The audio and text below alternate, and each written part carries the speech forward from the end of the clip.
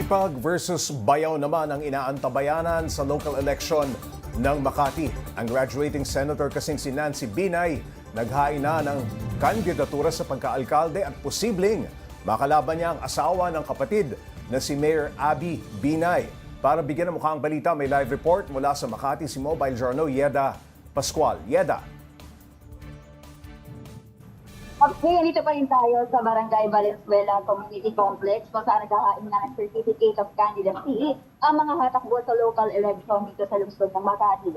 At isa nga dyan si Senator Nancy Binay, nakakandidatong mayor ng lungsod. As early as 8 a.m., may mga supporters na ni Senator Nancy Binay na pumunta dito sa community complex. Kaya kahit matirik ang araw, dinumog nila ang pagdating ng senadora. Kasama ang running mate niya for Vice Mayor na si dating Congressman Monsieur Del Rosario. Naging mabilis yung pagsumite nila ng COC at nagpa-unlock din ang senadora ng panayam sa media at sinagot yung ilang katanungan kung may tampuhan bang nagaganap sa kanilang pamilya. Makakatunggali na kasi sa pagkaalkalde ng lungsod, ang bayaw na si Congressman Luis Campos na mister ng kanyang kapatid na si Mayor Abby Binay.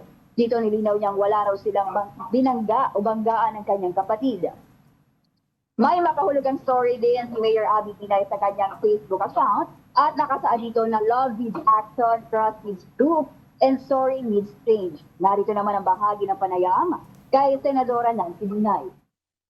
For me, at the end of the day, ate pa rin ako. Sinubukan niyo po bang mag-reach out? Sinubukan niyo pong mag-reach out sa inyo? Wala eh. Walang kuha para Sumite ng kanyang COC ang kanyang makakatapat na si Congressman Luis Campos, top 3. Nako Yeda, talo-talo na. Mukhang magkamag-anak yung maglalaban sa pagka-mayor ng Makati. Ano? Yeda, mukhang maiyak-iyak pa kanina si Nancy kanina nung tinanong mo kung nag-reach out siya kay Abby. Mukha bang tuloy na ang pagtakbo ni Luis Campos bilang mayor? Yes, Coach Ray, noon pa man inaanunsyo na ni Mayor Abby Binay na papalit nga sa kanya, tatakbo nga alkalde ng lungsod yung kanyang sister na si Congressman Luis Campos.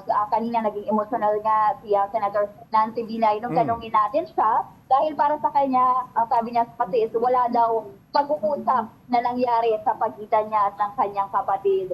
Pero para sa kanya, mas nananay pa rin yung pagiging pamilya nila. Yeda, October 4 pa plano ni Congressman Campos mag-file ng kanyang COC. Bakit daw at tuloy na ba ito? Okay, hindi natin masabi kung tuloy-tuloy na ba ito dahil syempre iba-iba pa rin yung ihip ng hangin. Oo. Pero sa October 4 daw magpa-file dahil naniniwala si Mayor Abby Binay na ito ay lucky number. Kaya ayan, inaasahan nga dito na sa October 4 pa pupunta si Mayor Abby at ang kanyang mister. Pero ito Yeda, may mga story naman sa kanyang Facebook page si Mayor Abby Binay na mukhang may patama.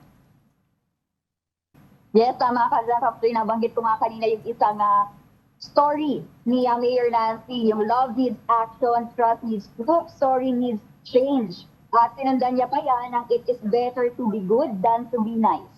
So mukhang pasaring nga ito kasi pinost niya yan, in-story niya yan matapos yung press con, matapos makapag-file yung kanyang kapatid na si Senator Nancy Binay. Sa gitna ng nagbabadyang labanan ni Senator Nancy at Congressman Luis, Yeda, anong reaksyon dito ng kanilang pamilya? Yes. Coach Jane, nakuha ni Senator Nancy Binay yung suporta ng kanilang ama, dating Vice President Jomar Binay at yung dating Mayor ng lungsod ng Makati, ang kanilang kapatid na si Junjun Binay. Ang kwento nga ni Senator Nancy Binay, kagabi lang pinuntahan niya yung kanyang ama, sinadya niya, sinabi niya na hatakbo nga siya sa pagkaalkalde ng lungsod. Sinuportahan naman daw siya nito at sa katunayan ay pumirma pa ito sa Certificate of Nomination at pinost nga yan ni Senator Nancy sa kanyang Facebook account. At kanina nakita din natin na andito si dating Mayor Junjun Binay pero hindi na siya pumasok sa loob ng community complex. Pero yung presensya niya pa lang na pagpunta niya dito ay makikita natin na yung suporta niya ay nasa kanyang ate. Kung maaalala natin in Pops Ray noong 2019, naging masalimuot din yung Binay versus Binay kasi ang nakabangga naman ni Abby dito ay yung kanyang kapatid nga na si Junjun Binay, di ba? Umabot pa sa punto na nagsagutan sila sa altar tapat ng kanilang ama. Kaya marahil ay yung suporta ni dating Mayor Junjun Binay ay sa kanyang kapatid na si Senator Nancy. Ieda, dahil sa tensyon sa mga Binay, ano ang reaksyon ng kanilang constituents dyan mismo sa Makati?